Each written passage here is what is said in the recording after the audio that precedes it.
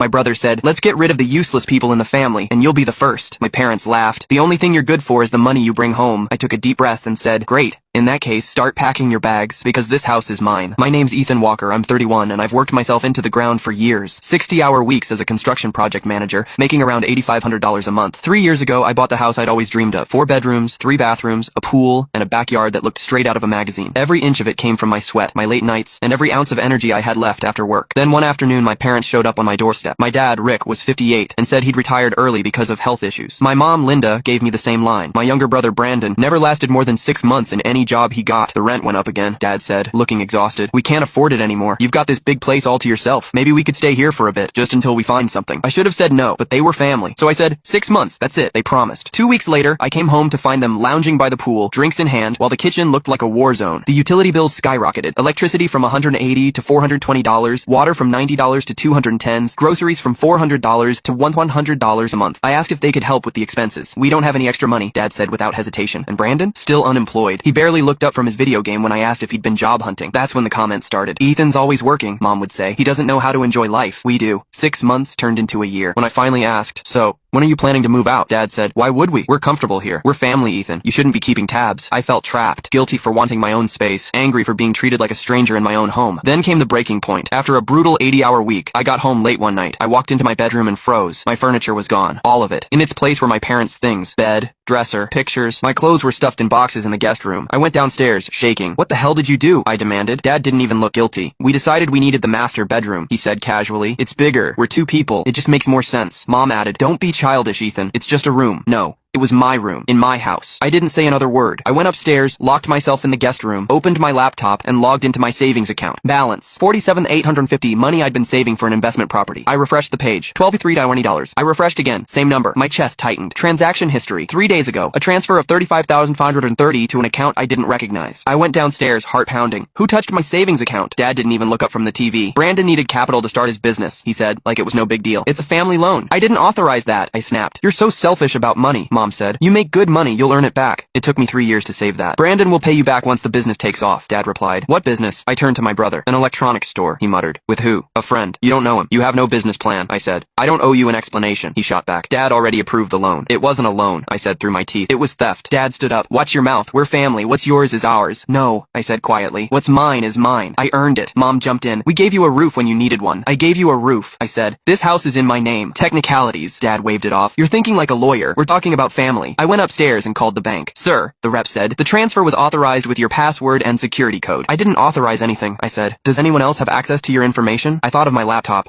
I always left it in the living room. My passwords were saved in the browser. I need to report fraud, I said. To do that, she replied, you'll need to file a police report. But if the person who made the transfer lives with you, it can get complicated. Can I recover the money? It depends, she said. You'll need legal representation. I hung up, furious. I searched property lawyer Dallas TX and called the first office with good reviews. Law office of Daniel Whitaker, said a calm voice. How can I help you? I need an urgent consultation, I said. My family's living in my house rent-free. They stole my savings. Can you come tomorrow at 9? I'll be there. That night I didn't sleep. I printed statements, collected documents, and packed evidence. By morning I was done being the nice guy. When I sat across from Daniel Whitaker, he looked at the papers and said, you have a strong case. The house is in your name. They don't pay rent. There's no lease. That's grounds for eviction. And the money? Harder, but possible, he said. If we prove unauthorized access, we can file for a freeze and potential recovery. How long will it take? For eviction, 30 days if they cooperate, 60 if they resist. For the money, maybe 3 to 6 months. I want to start now, I said. I'll need a $1,000 retainer. I wrote the check on the spot. By the end of the meeting, I finally felt something I hadn't in a long time. Control. But I had no idea how ugly things were about to get. Leaving the lawyer's office, I felt lighter than I had in months. For the first time since my parents moved in, I wasn't drowning. I had a plan, and someone who actually knew how to fight back. I drove straight to work. My boss, Mark Evans, called me into his office almost as soon as I walked in. Ethan, he said, I got a strange call last night. A man claiming to be your brother said you're mentally unstable and having family problems. He suggested we should keep an eye on you. I froze. Did he give a name? No, Mark said. But he had your last name. I let out a bitter laugh. That was Brandon. My family's been staying in my house for free, and when I hired a lawyer to evict them,